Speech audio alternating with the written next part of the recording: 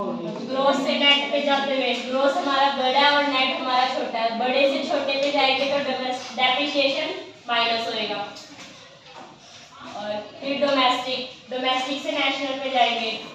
Domestic हमारा छोटा है, नेशनल हमारा बड़ा है। डोमेस्टिक इसलिए छोटा है कि ये विद इन कंट्री है और नेशनल हमारे आउट ऑफ कंट्री है। तो इसमें नफिया बाहर की इनकम आएगी वो ऐड होएगी, तो हम net factor income from abroad बोलते हैं। और उसके बाद हमारा प्राइस और कॉस्ट। प्राइस हमारा बड़ा है, कॉस्ट हमारा छोटा है। तो इसमें हम छोटे से बड़े में जाएंगे तो नेट इनडायरेक्ट टैक्सेस को माइनस करेंगे। इसमें इंक्लूड है सब्सिडीज भी, जिसमें से ये माइनस करेंगे। And national income difference between domestic income earned within the domestic territory of the country, or national income earned by the resident of outside the country. Domestic income है वो जैसे कि इंडिया में ही अर्न की हो, और जो नेशनल इनकम है outside the country.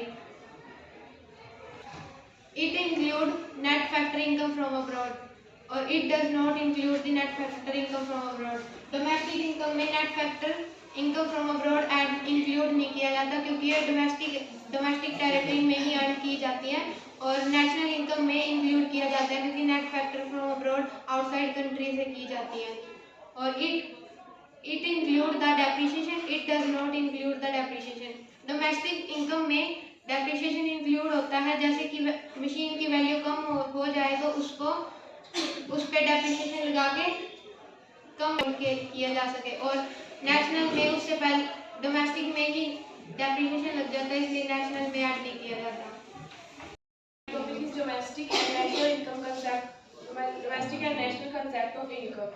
Macro level पे हम इनकम को दो तरीके से यूज करते हैं। First is domestic and second is national concept. दो कंसेप्ट है, domestic concept and national concept. Domestic concept पे इनकम को यूज करना डोमेस्टिक इनकम कहते हैं, और नेशनल कंसेप्ट में नेशनल कंसेप्ट में इनकम को यूज करना नेशनल इनकम कहते हैं। सो डोमेस्टिक इनकम होता क्या है? डोमेस्टिक इनकम सम टोटल है फैक्टर इनकम का, और उस फैक्टर इनकम में इंक्लूड है compensation of employees, rent, interest and profit. Domestic income में ये सभी फैक्टर इनकम जब डोमेस्टिक टेरिटरी में कंट्री के अर्न की जाती है तो इसको डोमेस्टिक इनकम कहते हैं। नेशनल इनकम भी सम टोटल है फैक्टर इनकम्स का, लेकिन वो इनकम जो सिर्फ नॉर्मल रेजिडेंट अर्न करता है एक कंट्री का। Second point is domestic territory of a country. Domestic territory होता क्या है? डोमेस्टिक टेरिटरी में होता है कि जब एक पर्सन सिर्फ डोमेस्टिक लेवल पर ही अपनी इनकम जो जनरेट करता है उसे डोमेस्टिक टेरिटरी में कहते हैं।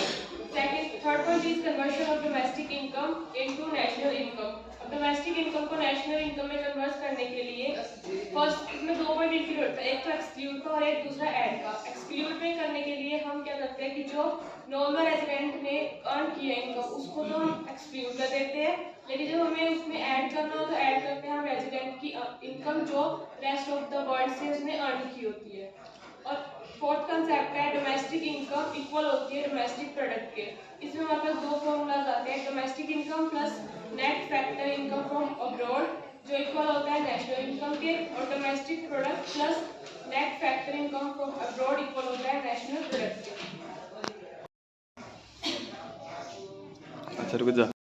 नेशनल इनकम पहले होता क्या? नेशनल इनकम जो है एक सम टोटल होता है एक नॉर्मल रेजिडेंस की इनकम का, जो उसने एक अकाउंटिंग ईयर में कमाई है। उसके बाद फैक्टर इनकम क्या होता है? फैक्टर इनकम होता है जो एक फर्म हाउस होल्ड को दे रही हो उसकी सर्विस लेने के बदले में, जैसे एंटरप्रेन्योर को प्रॉफिट दे रही हो, लैंड के बदले में इंटरेस्ट दे रही हो, लैंड के बदले में रेंट दे रही हो, उसकी कैपिटल के बदले में इंटरेस्ट दे रही हो। अब ट्रांसफर इनकम क्या होता है? ट्रांसफर इनकम वो इनकम होती है जो एक पर्सन डोनेशन, चैरिटी या फिर हेल्प के रूप में देता है। ये वन साइडेड पेमेंट होती है, इसके बदले में हमें कुछ नहीं देना होता। अब फैक्टर इनकम और ट्रांसफर इनकम में डिफरेंस। फैक्टर इनकम होती है जो हाउस होल्ड फर्म से लेता है उसकी फैक्टर सर्विस के रिटर्न में।